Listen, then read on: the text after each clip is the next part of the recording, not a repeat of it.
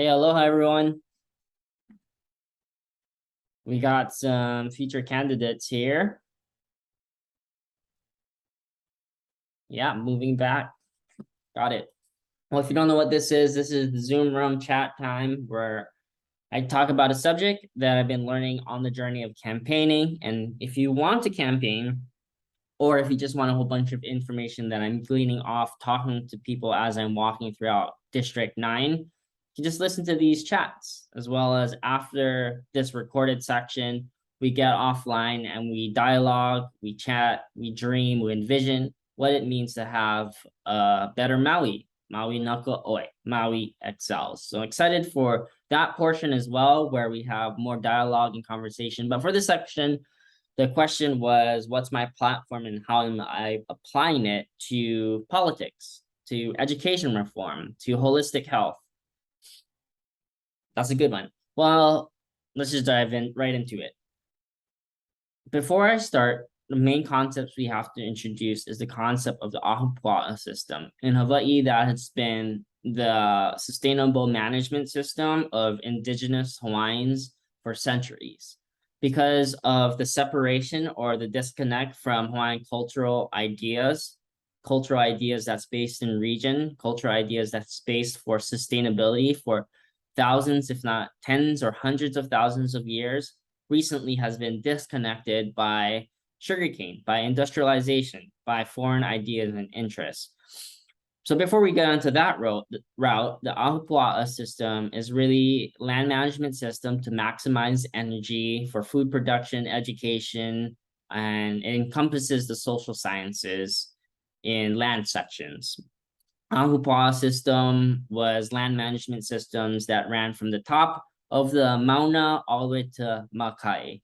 Symbolically, Mauna meaning you could say Mau, the ongoing, eternal, the manifestation of eternity, Mauna, mountain, to Makai. Makai symbolically could be where life grows out of the depths into the light, the unconscious realm, or just the place of abundance. So from eternity to abundance, from unconscious realms to enlightenment, whatever you call it. Native Hawaiians, indigenous people from all around the world understood that energy transfer needs to be within a connected system to maximize this transfer of energy needed to be maximized for sustainability. And we learned that in the laws of thermodynamics. We learned that in chiropractor. We learned that all throughout the modern science and even in technology. If you don't plug in, then you lose power. So think about it that way. From the top of the mountain, energy comes down, flows down to the depths of the ocean, and it's a circuit. What's happening lately is the disconnection from this circuit, this disconnection from energy, or this misalignment that happens because of industrialization, anthropocentric hegemony, as well as different institutions that come to colonize, to insert, to disconnect, to isolate, whatever word you use that has the idea of leaving the sustainable model and inserting power for its own gain, accumulation, so on and so forth. You get the point. So ecology is very important here, meaning that all life is connected. Ecology meaning the relationship between all living organisms and how there's reciprocity going. So when we think about making law and policy, especially in reform, education reform, public reform, health reform, governance reform, we need to be able to think holistically rather than in part. For example, when you study something in a petri dish, it's going to look very different and have different data results rather than if you study something within its context. Meaning you're missing a lot of information if you're pulling something out and studying in isolation from the whole. What more when we make law and policy? We can't make law and policy on a desk isolated from the whole. We need to have people who are hands-on, who are in the fields, and who are interacting with the relationships of their region. So ecology meaning partnership, meaning connection, And the questions that I ask myself is this. Is it when we make law and policy, when we're thinking about ideas, when we're thinking about relationships, these are 4 things I wrote down, and then we can break off into our small groups to discuss this a little later. Is this idea bringing connection or disconnection? Is it bringing alignment or misalignment? Think about that. Are you making more connections as you do or say what you're going to do or say, or is it making more disconnections as you do or not do what you're going to say? Second thing, is this empowering the vision, the mission, the culture of your region and of what is the desires, hopes, and dreams of the people you represent? Or is it diverting the hopes and dreams and the passion and dreams and the energy of the people you're representing? So is it empowering, just like our Ahupuaʻa system, energy transfer from the top of the mountain all the way to the ocean and back? It's empowering every single living organism within. Or is it diverting? Thinking about our sugarcane plantation water diversions. It's taking energy and it's pushing it out to where it doesn't have a natural flow and it's not reciprocal.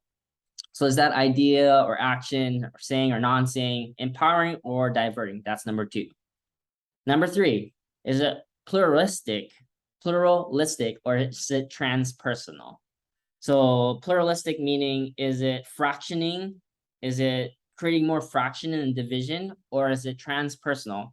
Is it egocentric, meaning you're only thinking about yourself and what you can accumulate, what you can get, what you can do as humans to living organisms? Or is it transpersonal? So we think about Ahupuaʻa system again.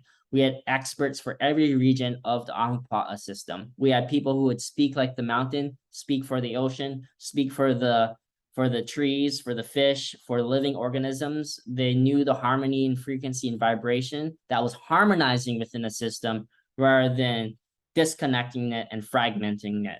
So we need to be transpersonal in the sense we can use modern technology, indigenous knowledge. We can use our intuition to be able to make more connections with our environment and within the ecology of our regions rather than disconnected.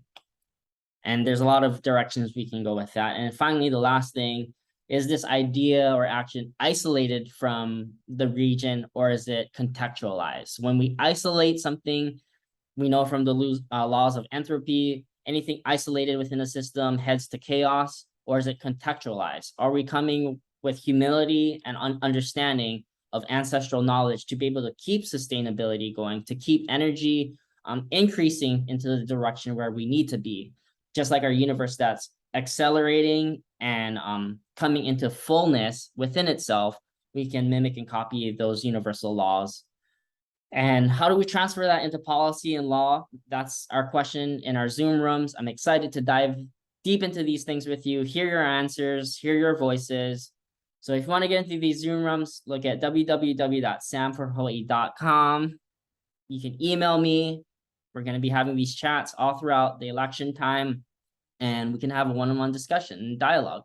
So excited for that. Join us there, and a hui ho. Thanks, guys, for joining on this section. For those of you left, we're going to start our chat.